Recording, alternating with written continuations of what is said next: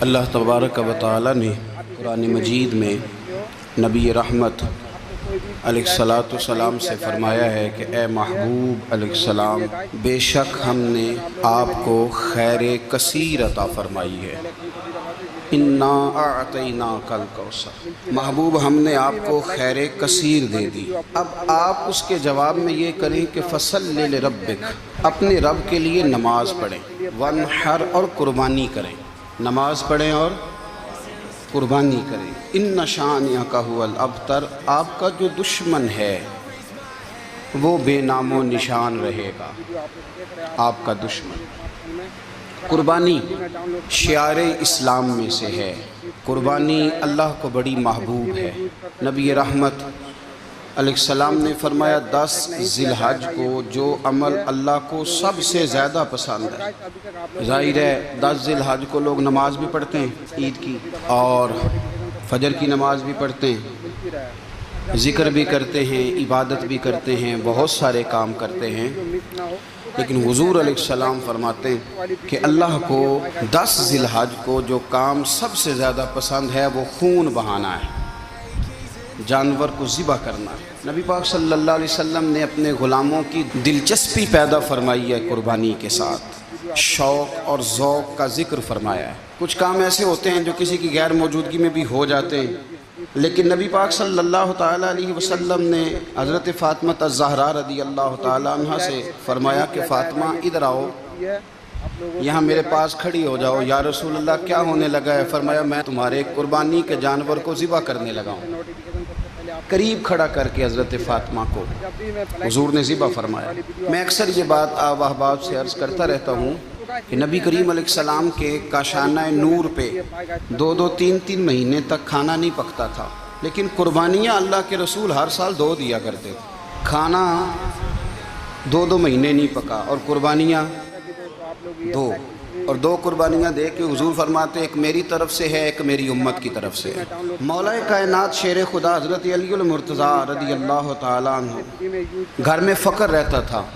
3 دن امام حسن اور حسین 3 دن بغیر سحری اور افطار کے کھجور اور پانی کے ساتھ روزہ رکھتے تھے، کھجور اور پانی کے ساتھ روزہ کھولتے تھے، پر قربانیاں مولا علی ہر سال 2 دیا کرتے تھے۔ ہمارے ہاں لوگ سارا سال خوشحال رہتے ہیں اور بڑی سے 10 دن پہلے تنگ دست ہو جاتے ہیں۔ جو 5 لاکھ روپیہ بیٹے کی شادی پہ خرچ کر لیتا ہے پتہ نہیں کہاں سے لاتا ہے، اگر اس کو پتہ چل جائے کہ یہاں ایک پلاٹ سستا مل رہا ہے تو پھر پتہ نہیں کہاں سے ادھار اٹھا لاتا ہے۔ لیکن جب معاملہ قربانی کا آتا ہے پھر لوگ تنگ دستی کا اظہار کرتے ہیں۔ یاد رکھو، جب بندہ رب کریم کے رستے میں دیتا ہے، حضور علیہ السلام نے فرمایا تھا حضرت اسماء سے کہ تو اللہ کے رستے میں بے حساب خرچ کر، رب بھی تجھے بے حساب ہی عطا فرمائے گا۔ قربانی کے لیے شوق پیدا کریں، ذوق پیدا کریں اور دلچسپی پیدا کریں۔ یہ بات ٹھیک ہے کہ قربانی صاحب استطاعت پر فرض ہے، لیکن اس کے لیے شوق پیدا کریں۔ ایک ہے قربانی کرنا اور پھر ایک ہے قربانی کے گوشت کو تقسیم کرنا۔ قربانی کا سارا گوشت گھر میں رکھنا جائز ہے، اور جب تک آپ کا دل کرے آپ وہ گوشت کھائیں، شریعت آپ کو منع نہیں کرتی۔ لیکن میرا یہ سوال ہے کہ قربانی ظاہر ہے وہی لوگ کرتے ہیں نا جن کے پاس طاقت ہوتی ہے، تو سارا سال گوشت کھاتے ہیں، تو مطلب سارا سال اگر آپ گوشت کھا رہے ہیں تو پھر آپ مہربانی فرمائیں، یہ تو اللہ کے رستے میں ہے تو کوشش کریں یہ تقسیم ہو جائے۔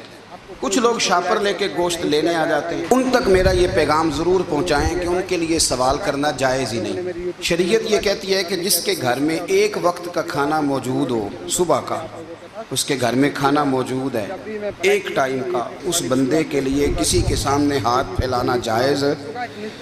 اتنا بھوکا آدمی کہ جس کے پاس اب کھانا ہی نہیں ہے ایک وقت کا بھی، وہ سوال کر سکتا ہے۔ چھوڑیں، سارا سال اگر ہم کسی امیر سے لے کے نہیں کھاتے تو کیا گھر میں ہنڈیاں نہیں پکتی؟ بالکل نہیں سوال کریں، قطعاً کوئی ضرورت نہیں، یہ جائز ہی نہیں ہے سرے سے۔ آپ کو کس نے اجازت دے دی خالی گوشت کی خاطر؟ جہاں اللہ تعالیٰ آپ کو مرچ دے رہا ہے، نمک دے رہا ہے، گھی دے رہا ہے، گھر رہنے کے لیے دے رہا ہے، وہ رب کریم 1000 روپے کا گوشت بھی عطا فرمائے گا۔ اور اس سے اگلی بات یہ کہ شکوہ بھی نہیں کرنا، کہ فلانے نے اتنی قربانیاں کی تھی تو پتہ نہیں کہاں لے گیا ہے. اس نے کی تھی نا, پیسے کس کے تھے, ذبح کس نے کیا, تو آپ ذمہ دار ہیں کہ وہ کدھر لے کے گیا ہے. یہ بحث کرنے کی بھی اجازت دین ہمیں نہیں دیتا, تنقید کی بھی اجازت دین ہمیں. اس بات کو بھی ضرور ذہن میں رکھیں کہ ہم کہتے ہیں میں نے ابا جی کی اس سال کرنی ہے, اور پھر اگلے سال اماں جی کی کرنی ہے, اور پھر اس سے اگلے سال میں نے اپنی کرنی ہے. جس بندے کی جیب میں پیسے ہیں قربانی اس پر واجب ہے, اس کے ابا جی پر واجب نہیں. اگر ابا جی کے پاس الگ پیسے ہیں تو ابا جی پر قربانی واجب ہوگی. ہاں, اگر آپ کی جیب اجازت دیتی ہے تو آپ 3 قربانیاں خریدیں یا بڑے جانور میں 3 حصے ڈالیں, تو اب آپ 2 والدین کی ہو گئی, 1 آپ کی اپنی ہو گئی. لیکن جب تک آپ پر واجب قربانی آپ نہیں دیتے تب تک والدین کی قربانی دینا درست نہیں ہے, کیونکہ یہ دین میں واجب ہے. جو نماز آپ پہ فرض ہے وہ آپ نے پڑھنی ہے, اور جو ابا جی پہ فرض ہے وہ ابا جی نے پڑھنی ہے. اس مسئلے کو بھی ضرور ذہن نشین کریں. اس سے اگلی بات جو اور زیادہ ضروری ہے اس کا ضرور خیال فرمائیں. حصے ڈالے جاتے ہیں قربانی کے حصے, تو 6 حصے ہو گئے, اب 7واں حصہ مل نہیں رہا, تو ایک تگڑے سے بندے کے پاس جا کے مالدار سے کہا کہ چودھری صاحب حصہ ڈال لیں, ایک حصہ کم ہے.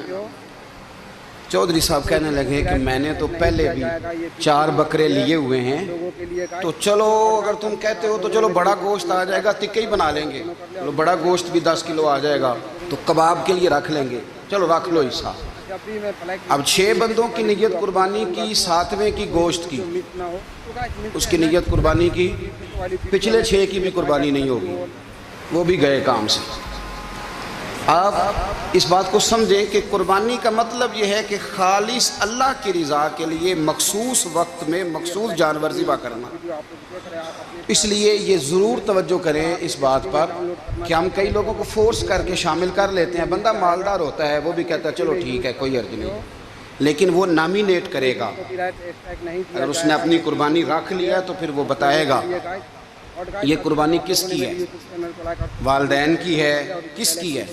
تو قربانی اس ترتیب سے کریں کہ اس کے سارے مسائل سے آگاہی حاصل کریں.